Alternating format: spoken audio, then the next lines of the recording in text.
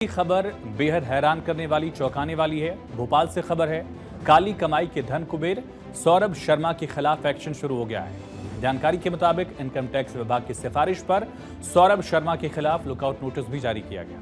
सौरभ शर्मा के खिलाफ कार में कैश और गोल्ड मिलने के बाद मामला सामने आया, यह एक्शन हुआ और जांच जैसे जैसे आगे बढ़ रही है, काले धन कुबेर के बारे में नई नई जानकारियां भी सामने आ रही हैं। आरटीओ के पूर्व कांस्टेबल के घर और दफ्तर से जो ज्वेलरी मिली है, चांदी की ईंटें मिली हैं, इसके पीछे लोकायुक्त को भी हैरान कर देने वाली जानकारी है। लोकायुक्त सूत्रों की माने तो सौरभ नकदी की बजाय सोने और चांदी पर ज्यादा भरोसा करता था। कैश को ज्यादातर सोने या चांदी में ही बदल दिया करता था।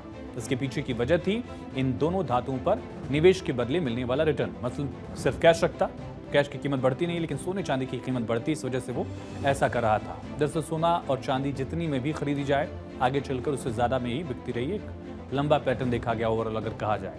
और अगर चांदी या सोना बार यानी ईंट की शक्ल में हो तो उस पर मेकिंग चार्ज भी नहीं लगता।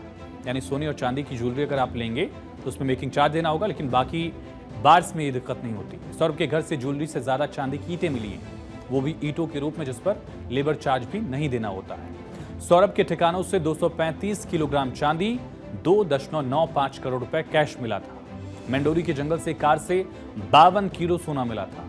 52 किलो सोना, 2,87,00,000 नकद भी इससे मिला है। नकद से ज्यादा सोने और चांदी की सिलियां बरामद हुई हैं। सौरभ शर्मा नकद से ज्यादा सोने चांदी पर भरोसा करता था। जो दस्तावेज मिले हैं उनमें भी करोड़ों के लेन देन का जिक्र है, सूत्रों से खबर है।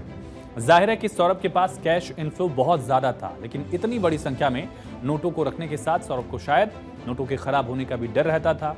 यही वजह है कि शायद उसने ये तरीका अपनाया कि सोने और चांदी में वो निवेश करे। उसे डर था शायद कि लंबे समय तक नोट रखे गए तो दीमक या चूहे उससे कुतर सकते हैं, इसलिए वो जितना जल्दी हो सकता था बचे हुए कैश से हार्ड मेटल जैसे चांदी या सोने की ईंटें खरीद लेता था।